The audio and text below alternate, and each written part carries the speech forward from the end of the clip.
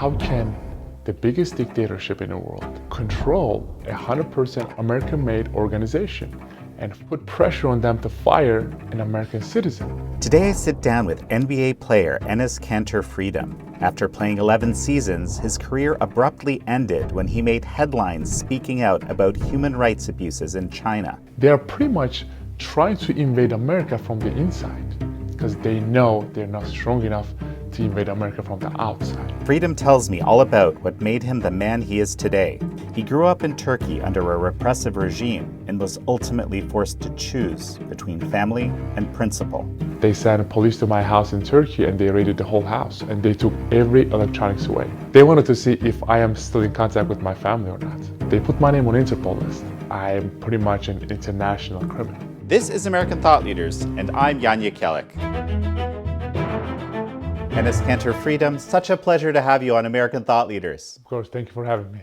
These days, you are building a foundation that's going to focus on basketball as a unifying force in the world. And I want to talk to you about that. But before we go there, I really want to talk to you about how we got here. Because not too long ago, you were getting some pretty great numbers in the NBA. Why don't we start at the beginning? Of course. I was 8 years old. I decided to, play a sport. And, actually, it's funny. Soccer was the number one country in my homeland, Turkey. And I wanted to be a soccer player. And growing up, I just loved the game. But just because of my height, because of how big I was, my teammates were just making me a goalie. So I was like, you know what, I cannot do this anymore. I'm just gonna switch to sports. I actually started playing basketball very late. I was 14 years old when I first started to play basketball.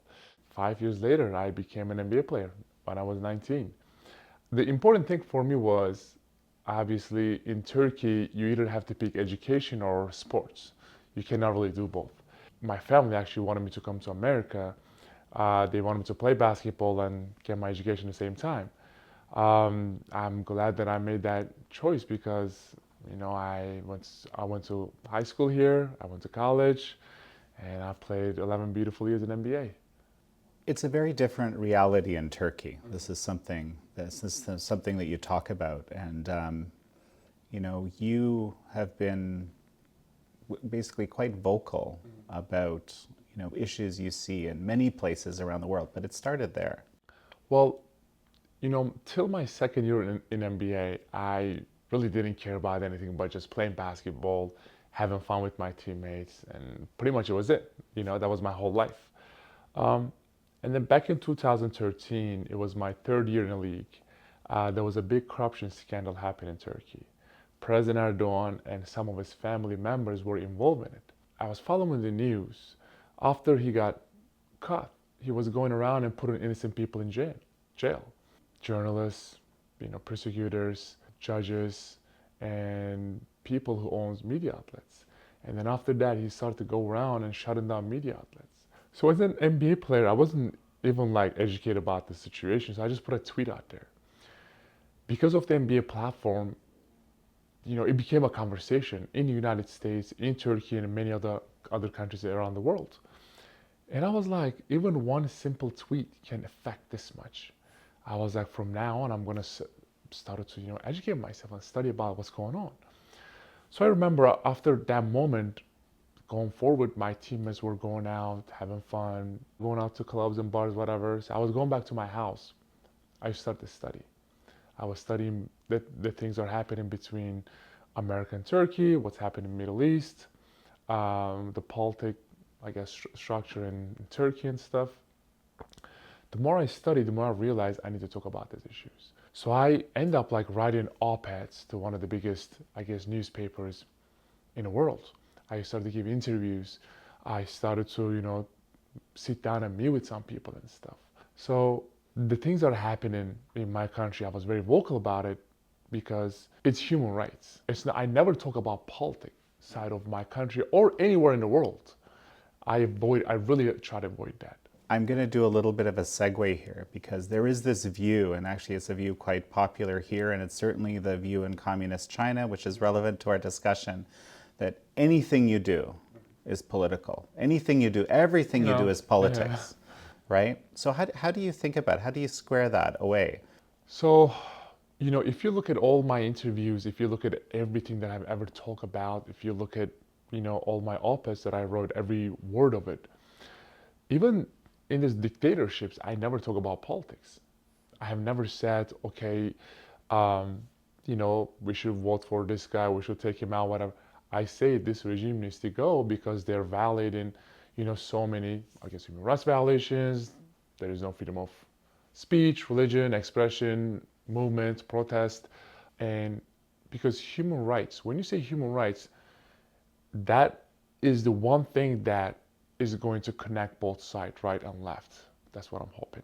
So that's why after my basketball career ended, I came here to DC and I sit down with many senators, many congressmen, many people in very important positions. I was like, well, what now? Should I get into politics? All of them said absolutely not. Because in America, the country is divided so much right now. Once you get into politics, you're going to lose 50% of the people. So just keep focusing on the message you have in your head and try to bring two sides together. No, and see, I agree with you that everything isn't politics, but I feel like we're kind of often dragged into it by people who are very, let's say, politically minded and so forth. True, but like I said again, I have my message and I'm just going to keep talking about it. I started to talk about the problems were happening in Turkey. It affected me and also my family. My dad was a scientist. He got fired from his job. My sister went to medical school for 6 years. She still cannot find a job. I think the saddest one was my little brother.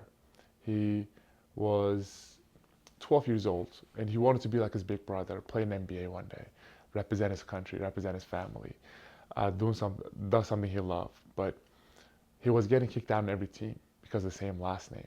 So they were getting affected so much they had to put a statement out there and said, we are disowning Enes publicly. Actually, the letter is still out there on the internet. Everyone can find it. So the Turkish government didn't believe that. They sent police to my house in Turkey and they raided the whole house and they took every electronics away, phones, computers, laptops, iPads, because they wanted to see if I am still in contact with my family or not. They couldn't find no evidence, but they still took my dad in jail for a while. But we put so much pressure from here with media, politicians, celebrities, NBA. So to Turkey, they had to let him go. And then after that, they revoked my passport. They put my name on Interpol list. So till this day, I am pretty much an international criminal. This is an incredibly difficult decision that people who, choose to be courageous with their voices have to make. I mean, what was it like seeing that letter from your family? I remember going to a practice that day, and it was all over. It was in Turkish media, then one of the American media picked it up. In 1 hour, it was everywhere in the world. Every media out there was talking about that letter, and it was tough. I remember going to a practice that day, and all my teammates were looking at me in the locker room, and because it was so personal, they were scared to come and tell me like, "Hey, man, like, are you okay?" But I could have just see in their eyes that they were worried for their teammates. So I had to tell them, I'm like, listen, it's a different system in Turkey. There are so many people who talk about the regime in Turkey outside of the country, but just because of Turkey wants to shut them up, they put their family members in jail and they torture them. So yeah, unfortunately, it is like that in many countries around the world. Like Iran is like that, China is like that, Russia is like that, Turkey is one of them. Yeah, that's what the government does. How difficult is it to have lost that contact? Family is more important than everything, you know?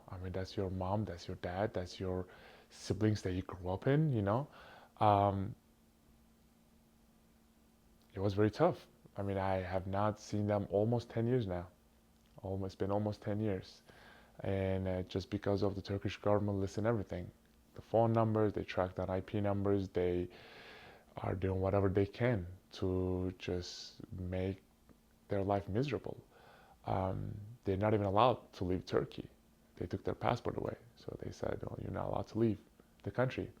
Like I said again, it doesn't matter what you stand up for at the end, that's your family. And that's what my teammates were asking me, like, dude, I understand you want to stand up for something so beautiful, but at the end, that's your family. But then I tell them and say, listen, my family is only one. I understand it's my family at the end, but it's only one. There are so many families are in the jail right now waiting for help. There's a really good website. I don't know if you haven't heard it or not. turkeypurge.com. And if you go on those websites, you see the numbers. Right now, there are 17,000 innocent women are in the jail, are getting tortured and raped. There are so many kids and babies are in the jail with their mother.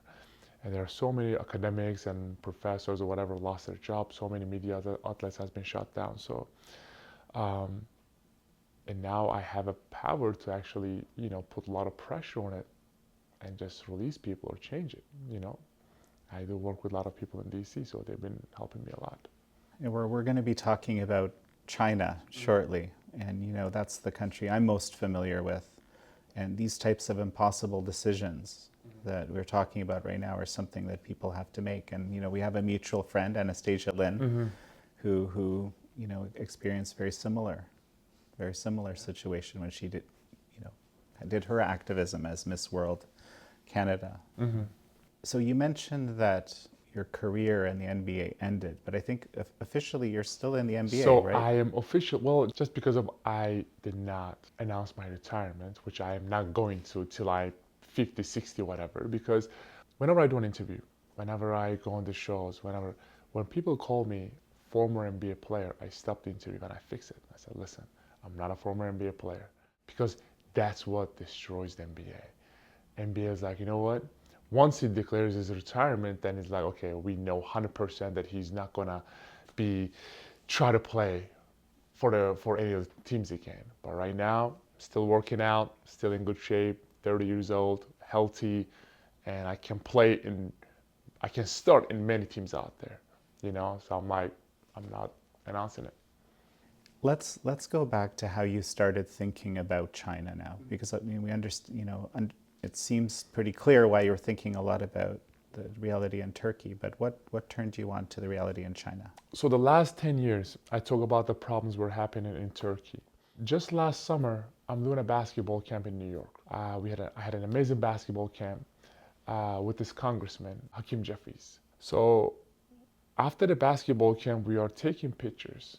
I'm taking pictures with the kids. They come in and get an autographs and stuff. I remember taking a picture with this kid, and his parents literally like right there, like a couple feet away. And he said, how can you call yourself a human rights activist when your Muslim brothers and sisters are getting tortured and raped every day in concentration camp in China? I'm still smiling for the camera, for the kid. And I was shocked, because he literally called me out in front of everybody. The media was there. A lot of my friends were there. Kids were there, parents, everybody. And I took the picture with this kid, and I turned around and I was like, I promise I want to get back to you.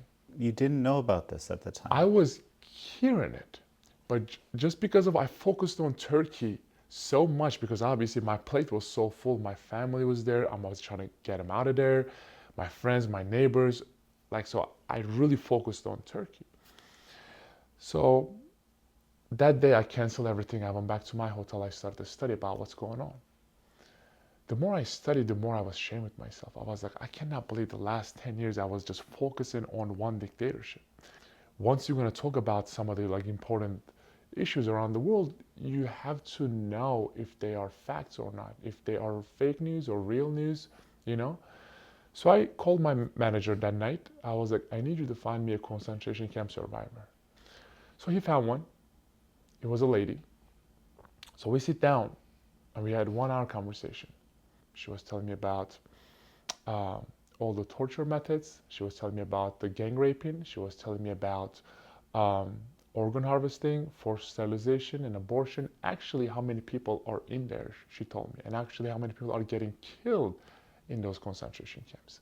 And she was telling me about how the 7 Chinese police were one night took her and raped her, and they were biting every part of her body. And she was telling me about, it's actually on the on YouTube, and you can go and find her very easily. I don't want to expose her name. She was telling me about this electric stake, and this Chinese police were putting that electric stake in her private parts. I don't want to go into too much details because I don't know who's going to watch this interview, because if a kid watches it, it will really literally will leave a scar in their head. These are utterly barbaric methods that have been used, on any group that's basically targeted by the regime. Exactly. So I don't want to go too much detail, but at the end of our 1 hour conversation, I asked her, okay, how can I help you? She said, I'm good. I don't need your help. I don't want you to help me. And I stopped for a second. I'm like, what are you talking about? So we just had this 1 hour conversation for no reason. She said, no. She said, I'm good. I'm in America. I can go wherever I want. I can say whatever I want. I can eat whatever I want. Don't help me. Help those people in concentration camps. So I started to study. I started to talk to people. And one topic, you jump onto another one, because once you focus on Uyghurs, and then there's other links pops out. Then you click on what's happening in Tibet. Then you click on what's happening in Hong Kong. Then you see Taiwan, then Falun Gongs, then Mongolians. I was like, wow. And you see the only thing that I couldn't see, that I didn't see, there's not one celebrity. Forget about athletes, singers, rappers, actors, whoever you are, that are not talking about this country. They talk about all the other problems. They talk about Iran, Saudi Arabia. They talk about Russia. They talk about North Korea. But when it comes to China, they're silent. I was like, wow, okay, I guess that's my job from now on. Why do you think there's this deafening silence around the CCP and not these others? So, well, I'll give you an example from my story. So I remember when I obviously grew up as a huge NBA fan, huge Lakers fan actually. If the Celtics fans hears it, they're gonna be mad at me. But so whenever I watched an NBA game, the first thing I was watching was the shoes. What color are the shoes that these players wearing? What brand it is? If it's comfortable. The next day I was waking up and telling my dad, please buy those shoes for me. Every kid in the world loves shoes. So I come up with this idea. I was like, let's find these artists around the world who's been oppressed by their government, and let's reach out to them and ask them to create these shoes for us, non-slave labor shoes, that we're gonna put all the struggles, all the violations, everything on the shoes. What's happening in Tibet, Hong Kong, Taiwan, Uyghurs, organ harvesting, surveillance cameras, concentration camps. And then we went to obviously different topics, Venezuela and Cuba and Iran and Russia and North Korea and all that stuff. But so I remember my first game, it was the Celtics against the Knicks at Madison Square Garden, opening night for New York, national TV on ESPN. So the whole country was watching it. It was the perfect moment. And my first topic was Free Tibet. The reason I wanted to do Tibet and not Uyghurs was because I didn't want people to say or think, oh, he's only doing it because he's Muslim. And I grew up as a Dalai Lama fan. So I put the shoes on, I went out there, I started to warm up. A minute before the game hasn't started yet, the minute before the game, 2 gentlemen came from the Celtics. They were working for the NBA. They said, you gotta take your shoes off. And I was very confused. I'm like, what are you talking about? Because I did a lot of research that there's no rule against it. 2 years ago, when they put us in the NBA bubble, all the players were put on their shoes, Black Lives Matter, I Cannot Breathe, Breonna Taylor. I'm like, if that is the case, I can say Free Tibet. I can say stand with Hong Kong. I can say stand with Taiwan. I can say, free Uyghurs, whatever. So they said, take your shoes off. I'm like, why? They said, your shoes has been getting so much attention internationally. It was from China. But they didn't say it was from China. They said, you got to take your shoes off. We've been getting a lot of pressure. It was the perfect moment for me because I was just getting ready for my citizenship test. So I was like, I closed my eyes. I was like, okay, there are 27 amendments. My first amendment, freedom of speech. I told them, I'm not taking my shoes off. Even if I get fined, I'm not taking them off. And they said, we are not talking about a fine. We're talking about getting banned. I was like, wow, they're really threatening to ban me because of my shoes. So I didn't take them off, obviously. That half, the first half of the game, I played 0 minutes. I went back to my locker room. I looked at my phone. There was thousands of notifications. I clicked on the one that my manager sent me. He said, every Celtics game is banned in China. That clearly helped my case. That pretty much shows the dictatorship and the censorship that are happening and how scared they are. So that game I played 0 minutes, which I played every game before that. After the game, my phone was ringing. I talk about the problems were happening in Turkey. They did not even call me once. Adam Silver, the commissioner of NBA, texted me twice and said, we got your back, keep doing what you're doing. I talk about the problems were happening in China. My phone was ringing once every hour. The NBPA, the Player Association, which I pay thousands of dollars every month to protect my rights against the NBA, were calling me and saying, you cannot wear those shoes ever again because we're getting pressure from the NBA. And they pressured me and my manager so much. I was like, you know what? Promise. I'm not going to wear free Tibet shoes ever again. They said, promise? I said, promise. We hang up the phone. The next game, I wore free Uyghur shoes. And they called me after the game. They were like, you're a liar. You lied to us. How could you do that? I'm like, first of all, I never lied to you. I never said I'm not going to wear free Uyghur shoes. I just said I'm just not going to wear free Tibet shoes. At that moment, they understand that they're not going to be able to handle me. Because after the second game, a guy called me. His name is Daryl Morey. He was the first guy who actually tweeted and said, stand with Hong Kong, and NBA lost millions of dollars. He said, listen, they made me apologize. They made me took my tweet down.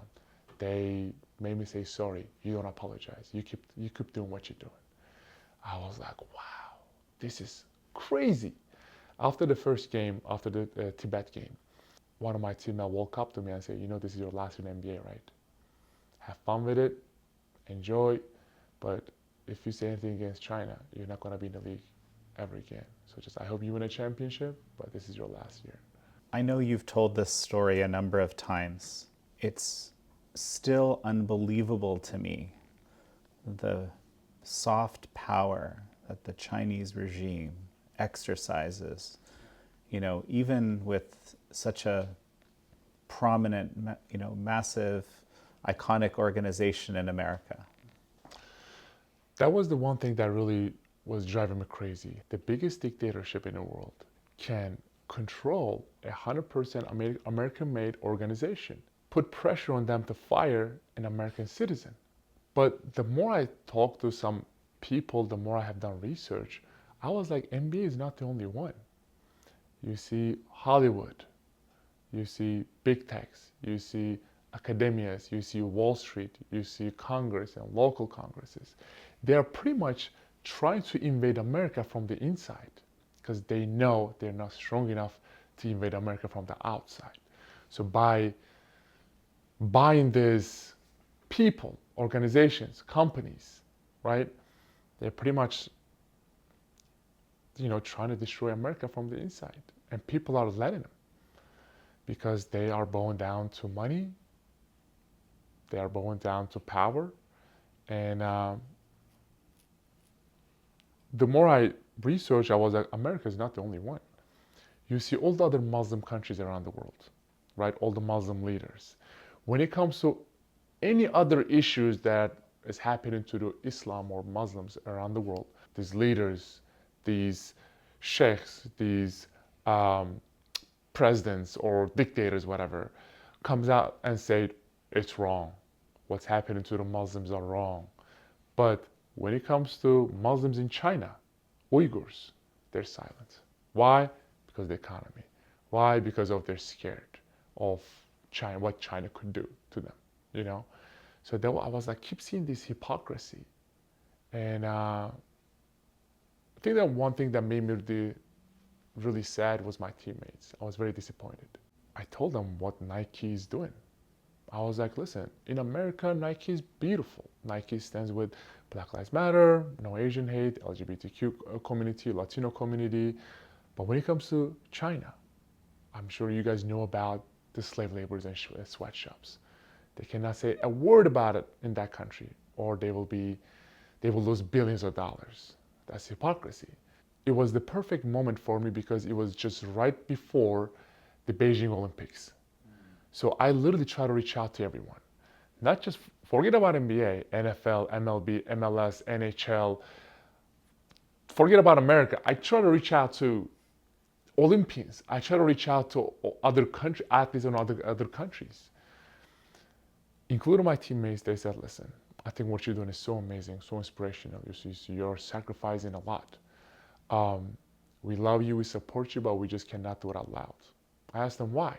They said, "Well, we have shoe deals, endorsement deals, we have jersey sales. We want to get another contract."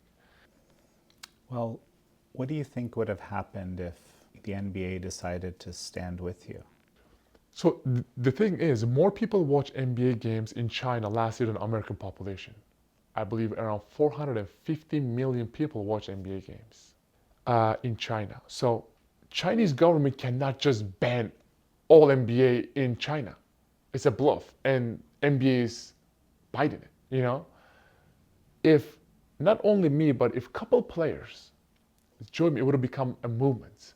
You know, if players like LeBron James, Kevin Durant, or Stephen Curry, Giannis Antetokounmpo, Luka Doncic, or these players that made a name for themselves in NBA, sign with companies like Nike, Adidas, Under Armour, Puma, whoever, come out and say, you know what, enough is enough. We are sick of this NBA's hypocrisy. NBA was the first organization when there was Black Lives Matter protests were happening in America. All the players were said, okay, we're not playing any games, we are protesting. There are problems are happening in this country. We have to take a stand. We have a huge platform. We can inspire millions of people. I'm like, okay, human is human. You either have no heart, no empathy, or you just care about just money and business. And the things that you stand up for in America is not going to cost you anything. Not going to cost you your money or business or any kind of endorsement deals. It's only really a statement when there's a cost. Would you say? 100%. I see these players standing up for things that is not cost them anything, that hasn't cost them their family or any kind of money, any kind of business, nothing. I remember after the third game, I wore the Winnie the Pooh shoes and said, "Free China." My agent called me and he said, "Listen, I work for you, I don't work for NBA, so I have to be honest with you. If you stop right now and don't say anything about it, you can put up a apology out there. You can just say you just didn't know enough about the situation, you were not educated enough. People are gonna forgive you. But if you wear another shoes, if you say another thing, then I'm sorry, but I'm not gonna be able to get you another contract after this. This is it." I said, "Okay." I hang up the phone on his face. That's it. He called me a few months later and said,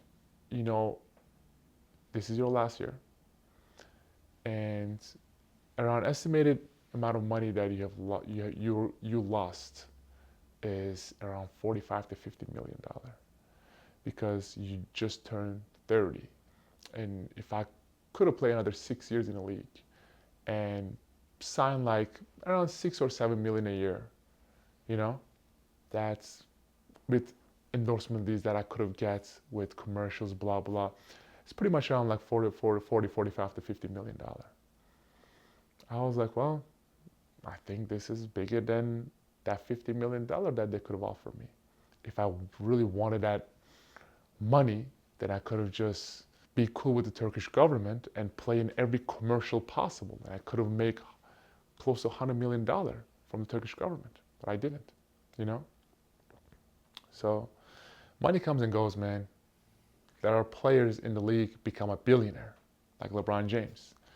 What else do you want? What are you scared of? You are a billionaire. If he decided to talk about the things that happen in China or put pressure on Nike to get out of Xinjiang area, I promise you that they cannot do anything to him. He is the face of the NBA. He is the face of Nike, you know? So Nike is pretty much paying him.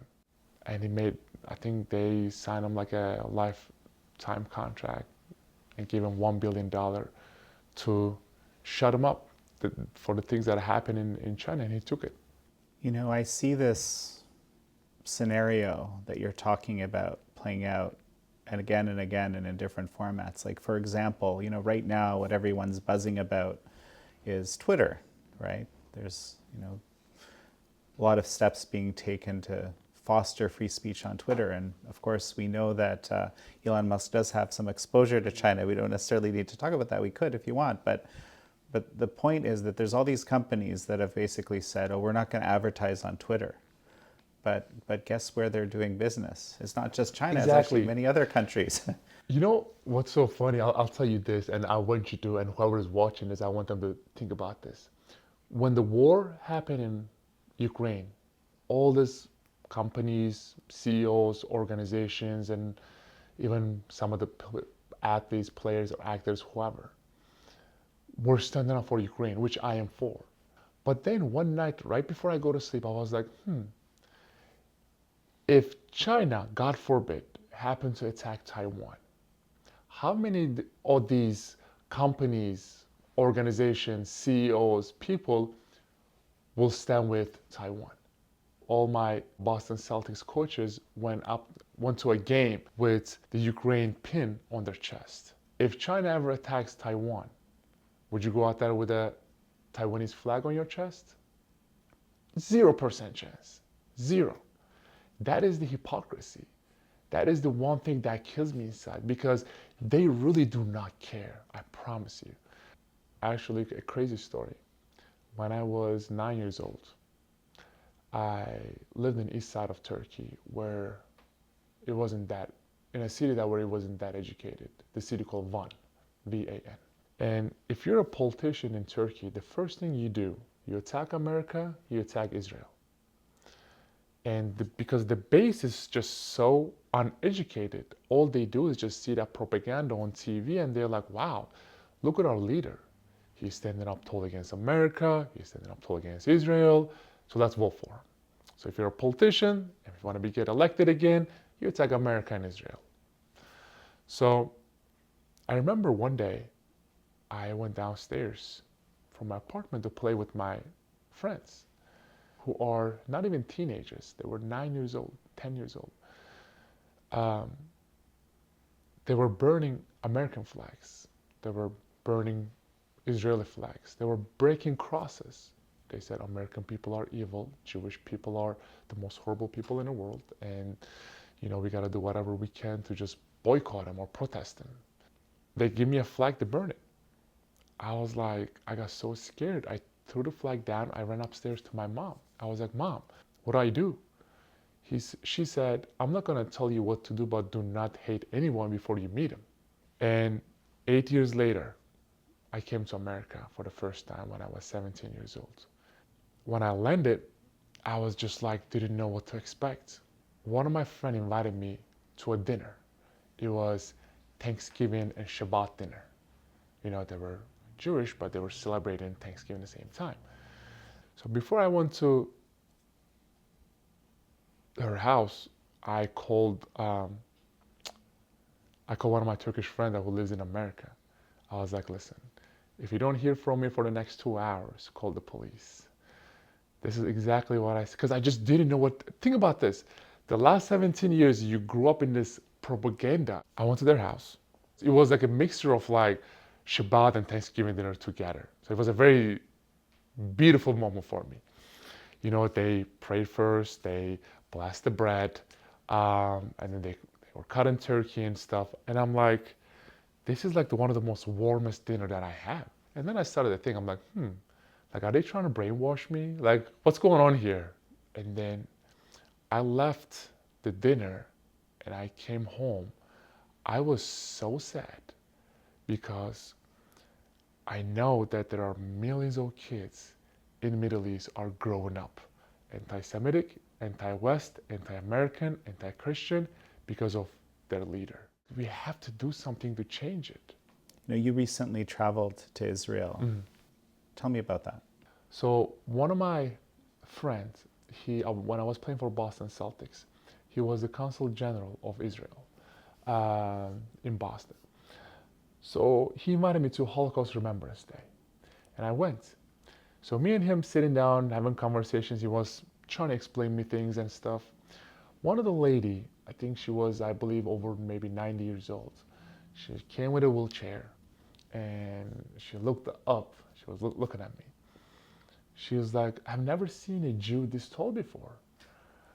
I started to laugh. The consul general started to laugh. I was like, "Ma'am, you are so sweet, but I'm not Jewish." And she said, "What are you?" I said, "I'm Muslim." And she said, "Then what are you doing here?" I said, "I'm here to learn." So she started to tear up, right? And what I learned that day, they made me speak too. They made me speak everywhere. Everywhere I go, they making me speak. Even if I don't know the conversation, they still making me speak. But that day, I wasn't there to speak. I was there to learn. Because you always hear about the Holocaust. You always hear about how many people actually died and what happened to them and stuff. But you don't know the details. Once you hear these details, these stories from the survivors, then you're like, oh my God, it's not only Jewish people's job to fight against anti-Semitism, it's everybody's job, you know? So I come up with this couple crazy ideas, which people were telling me crazy. First, I was like, I'm going to start teaching kids in Muslim schools about Holocaust. Schools are very important because in Middle East, some of the countries, front of classes in schools, they have flags. They have American flag and they have Israeli flag. If you're a student, if you don't step on those flags, you're not allowed to attend the class. So I was like, let's change that. It took me a while, but we found this beautiful school in Brooklyn. It was a Muslim school. We started to give this Holocaust initiative to teach the kids about Holocaust. The Muslim kids. I had a dinner with them once they finished the initiative, and I was like, how was it?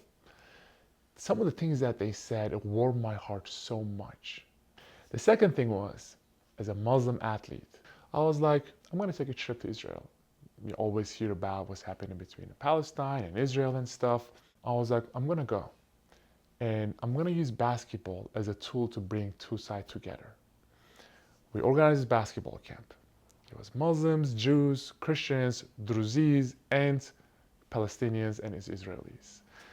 And I went there. And I remember coach said, can we just speak for a second? I was like, yes. He said, look at this little girl. She's 11, 12, whatever years old. When her family was very well educated, her family said, there's a basketball camp in Israel. Would you like to go? She said, absolutely not. They are horrible people. They're murderers, whatever. And their family said, but Enes is gone. Then she said, okay, I'm only going to go for 1 hour to meet him, shake his hand, get his autograph, take a picture and leave. She ended up staying for 2 weeks. I'm on the same team with her and with one of her teammates. So I got the rebound. I'm dribbling the ball. I pass it to this Jewish kid with a kippah on. He crossed someone over. He passed to this Palestinian girl and she got a layup and she scored the ball. While she was coming back, they high-fived each other. I was like, this is it. This is how I know from just one basketball camp, you cannot change the whole problem in Middle East, but it's just a start, you know? And there's no one can stand against this, you know? And then after that, I was seeing they were exchanging numbers, they were exchanging social medias. The mayor came to me and said, 2 weeks is not enough. You have to do this in a full year thing. Then we went to Tel Aviv, then we went to Haifa. It was definitely the most beautiful and warmest basketball camp I had. I mean, it's a beautiful, beautiful testimony. Yeah. Years ago, I wrote this op-ed, Why Doesn't the World Respond? Well, first of all, I was looking at, Jan Karski. I know you're familiar with him, and how, after having seen the Holocaust with his own eyes, tried to share with the world. people didn't want to believe, right? Similarly, when I started reporting on this murder for organs industry in China, forced organ harvesting as it's called, when I realized it was true, and I didn't want to believe it was true, right? I just kept encountering people that were like me before I, was convinced with the data.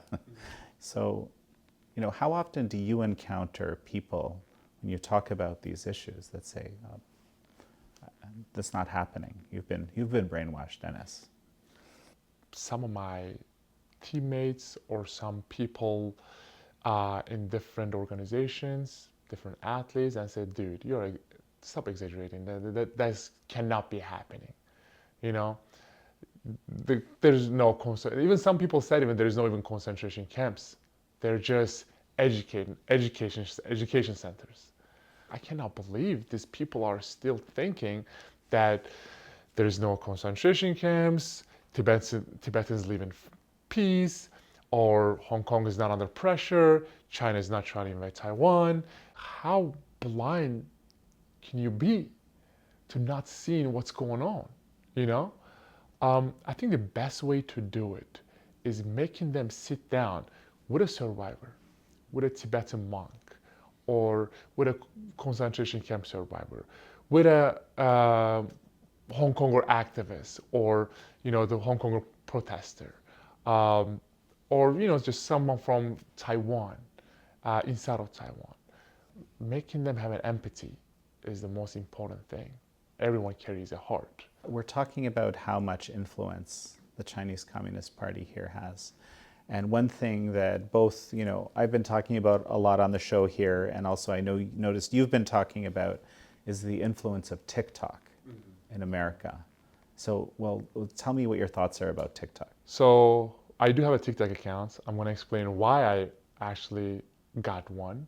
Before I started to get TikTok, right, I had a conversation with someone from the Congress, and one of my friend, it's been a long time friend. So my plan was gonna get a TikTok account, get verified because I'm an NBA player, and I'm gonna start posting things about China and Chinese government and what they're doing in their own app. They said, he said it's an amazing idea, but get a second phone. That app, China will watch everything you're doing. So I literally bought another phone just for that app. I downloaded it, so I started posting things on TikTok against the Chinese government. I was talking about, the Hong Kong. I was talking about some of the protests just happened recently, white page protesters. I was talking about Uyghurs and stuff. So just 2 days ago, they pretty much banned me from posting. Actually, I still have the email that they sent me. I can just show it to you if you want. They said, I guess I was violating community guidelines and blah, blah, whatever. I was like, I have seen some of the creators are posting the most craziest thing on that app, but you have a problem me talking about Tibetans or Hong Kongers or protests that were recently happening. You have a problem of me talking about COVID and stuff. I was like, come on, this is just horrible, So yeah, they banned me from posting right now. Again, this is you see this as the long arm of the Chinese Communist Party right here. Of course, they're pretty much brainwashing the whole generation, and everybody's now addicted to that app, Everybody's doing whatever they can and embarrassing themselves sometimes to get more likes, to get more views, and all their information is going to the Chinese Communist Party. I want to basically focus on a couple of tweets that you had recently. One of them, you're saying, enough with just the condemning. We have to start taking some solid action. So whenever I go sit down and have a conversation with these congressmen, senators, world leaders, presidents, prime minister, whatever, the one thing I told them, I'm like, listen, you know better than everybody. You know better than me. You know better than all the activists, journalists, you know what's going on in these countries, in these dictatorships. By you condemning is not going to change anything. Many countries condemned the Beijing Olympics. What happened? Nothing. It does bring awareness, yeah, cool.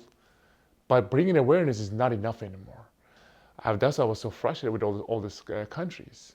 Whenever I had a speech in Canadian Parliament, whenever I had a conversation with in Sweden Parliament or Norway or America or whoever, I go all around the world. The first thing I say is, please do not condemn.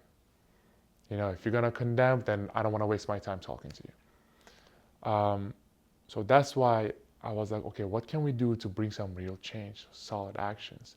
I think the best way to do it is coming up with these bills, sanctions, maybe using Magnitsky Act. I feel like using these to put pressure, not only pressure, but taking some solid action on these dictatorships is the key. Because condemning, they really don't care about their condemning. They have the second largest economy in the world, and they're one of the most powerful military, and they're now trying to open up this whole Belt and Initiative Road, and they have all these companies, all the CEOs got tied up billions of dollars in that. So if you condemn it, it's not gonna do or change anything. When all these athletes descend on a place like Beijing in communist China, what people will say is, hey, it's just about the athletics. Let's keep the politics out of it. Human rights is above politics. That's one. And two, athletes plays a very important role in our society right now. Just because of all this apps, smartphones, social medias, there are so many kids are idolizing us and watching us what we do every day. When you see the Iranian soccer team are refusing to sing their national anthem because of the things that are happening in Iran, when you see, people are sacrificing their families and their career for what they believe in, when you see this, activists who are getting banned from their country just because of they want to amplify what's going on, And there's a real cost. Exactly. This is the thing I'm noticing. Sacrifice is so important. That word is so important. So what is your message to elite athletes in America, around the world? I will say the first thing is educate yourself. When you put your signature on these papers and sign multi-million-dollar deals with these companies, you're not only putting your signature, you're putting your dignity, you're putting your family name, your last name, everything on that paper, and you cannot talk about the things that are happening in America and same time sign with a company like Nike. And whatever they offer you, just say no, because what you stand in is bigger than basketball, bigger than sports, bigger than yourself. So it's funny, as you were just saying that, you said bigger than yourself. I keep thinking as we're talking today that you believe in something bigger than yourself. But I guess my question is, how important is your faith to you? I think my faith asks me to be a good person, and I believe that this platform is given by God. So my faith plays a very important role, because it always tells me to stand with innocent people, be a voice, always help your neighbor, always help others, always help the people who cannot help themselves. What is your message for people out there in general, like these kids at the basketball camp or the audience watching right now? We only have one world. We don't have another. This is our home. So we got to make this world better together. And the second thing is care about things and have some empathy. That's what I was telling my teammates all the time. I'm like, listen, America is not perfect. But if you're going to criticize America, right, let me buy your ticket and let's go to these dictatorships together. Let's go to China, Russia, Iran, Venezuela, Cuba, North Korea, South Sudan, and I can go on and on, Turkey, and let me see if you can even put a tweet out there about these dictatorships. You'll be in jail and tortured the rest of your life for one tweet. My manager's wife is Turkish, and her dad liked one of my tweets. He was in jail for 13 days. Think about it. That's what I'm trying to show people. I'm like, listen, America is not perfect. No country perfect. You can always find some kind of problem, but we are very blessed and lucky to be in a situation in a country like that. That is my one message that I always try to give it to people out there. Be a good person, always try to help and educate yourself. Read. Reading is important. Now people are so focused on these games and smartphones and apps and PlayStations and Xbox, whatever. They are just not seeing what's happening in the real world. I have to ask this one more question. You changed your last name to Freedom. So tell me, what does freedom really mean to you?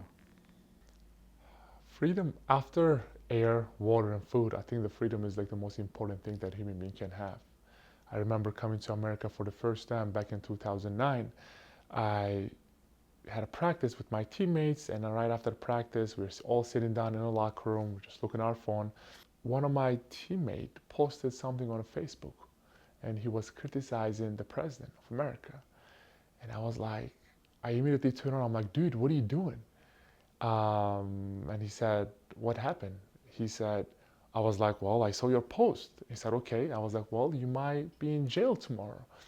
And they all started to laugh. And one of them said, this is not Turkey, this is America. And I was very confused. I was like, what are you talking about? Well, they tried to tell me about the freedom of speech that we have here, freedom of religion, expression, movements, protest. And I thought they were talking a different language, because like growing up, I never had any of those. And I wanted to make that word part of me and carry it everywhere I go.